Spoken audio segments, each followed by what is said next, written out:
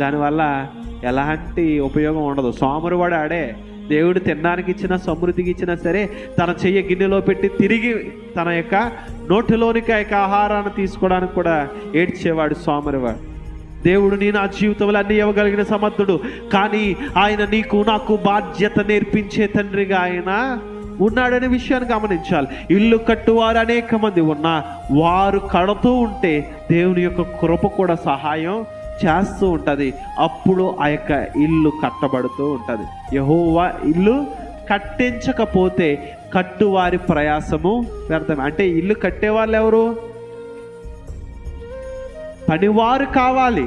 కానీ దేవుని యొక్క కృప లేకుండా పని అక్కడ స్థిరపరచబడదు. ఒకవేళ జరిగినా అది బాబేలు గోపురం వలె అది అవుతూ ఉంటుంది. బాబేలు గోపురం చాలా మనకి నేర్పిస్తూ ఉంటుంది. దేవుని చిత్తమైతే తర్వాత వాటిని మనం ధ్యానం చేద్దాం. దేవుని యొక్క కృప లేకపోతే మన యొక్క జీవితంలో మనం ఎంతగా కష్టపడినా ఏమీ చేయలేమనే విషయాన్ని మనం గమనించాలి. దేవుని కృప మన కొరకు అన్నీ చేస్తుంది, కానీ కొంత ప్రయాస మనము కూడా కష్టపడాలి. దేవుడు మంచి ఉద్యోగాన్ని నాకు ఇస్తే నేను చేయను, నేను సోమరిగా ఉంటానంటే దేవుడు కూడా నన్ను ఇంకేం చేయలేడు.